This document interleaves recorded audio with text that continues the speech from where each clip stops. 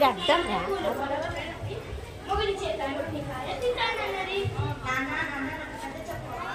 చాలా పనుందమ్మా, వెళ్ళి మీ అమ్మని అడుగుపో.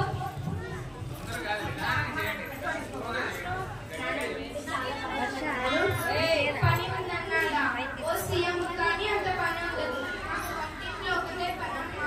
నాకు కథ చెప్పడానికి ఎలా అవుతుంది? వెళ్ళి మీ నాన్నమ్మని అడుగుపో. మీరు ఎప్పుడు ఇంతే, కథలు చెప్పరు, పాటలు పాడు. వెళ్ళి నాన్నమ్మని అడుగుతాను. నాన్నమ్మ చెప్పవా? నీకు కనపడదు.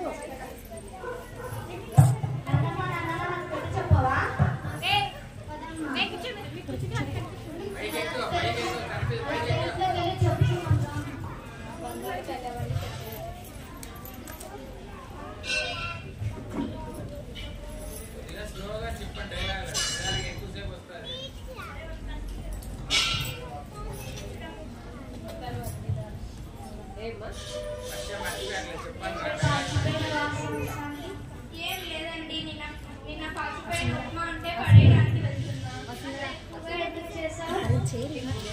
మీరు తిని కలుస్తారని చేశాను. పేరే ప్రభావం. పెద్ద కోతి మీకు పగులుచి ఉంది. ఇంత చేసి పడేసే బదులు ముసలిదానికి ఇస్తే పోలా? అత్తయ్య, ఓ అత్తయ్య,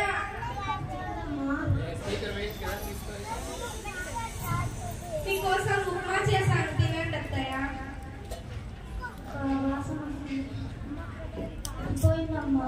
పాచిపోయిందా? ఆ వేడి వేడి జీడిపప్పులు వేసి చేయమంటావా?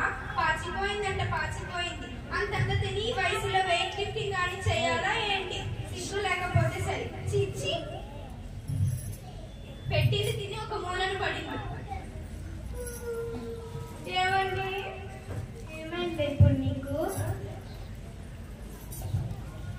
ఏం లేదండి, ఇంకేం కావాలండి? మీరు పొద్దుననగా ఆఫీస్కి వెళ్తారు, పాప స్కూల్కి వెళ్తుంది. మీరు వచ్చేంత వరకు ఆ ముసలిదానికి సేవలు చేస్తూనే ఉండాలి. అంత గొప్ప సేవలు ఏం చేశావు? ఏం చేశానో చెప్పాలా ఏంటి? చెప్పకపోతే తెలీదా ఏంటి? సరే సరే, ఇప్పుడు నేనేం చేయమన్నా? ఇంట్లో నేనన్నా ఉండాలి, లేకపోతే ఆ ముసలిదన్నా ఉండాలి. ఈ వయసులో ఆమె ఎక్కడికన్నా పంపించండి. అన్ని ఊర్లో ఉంటాయి కదా వృద్ధాశ్రమాలు, ఎక్కడోసారి చేర్చండి. సరే చేస్తాను. ఇప్పుడు ఫోన్ చేయండి, ఇప్పుడే చేయండి.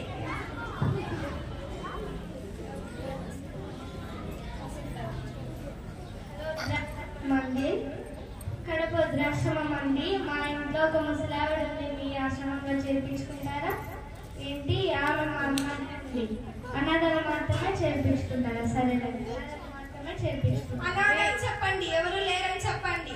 వేరే ఊరికి ఫోన్ చేయండి. హలో అన్నట్టు వృద్ధాశ్రమం అండి. ఒక ముసలావిడని మీ ఆశ్రమంలో చేర్పించుకుంటారా? రేపు రమ్మంటారా? సరే, ఇవాళే వస్తున్నామని చెప్పండి. ఏం చెప్పాలో కూడా చేత కాదు.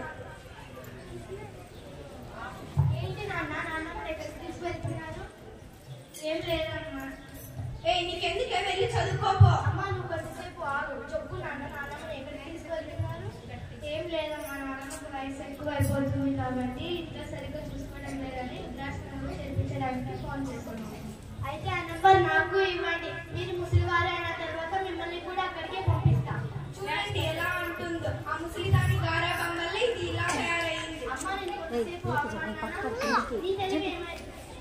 నీ తెలివి ఏమైపోయింది నాన్న? నాన్నమ్మకు పాచిపోయిన ఉప్మా పెట్టారు కదా, అదేదో మీరు తినచ్చు కదా నాన్న? అదేదో మీరు తినచ్చు కదా నాన్న?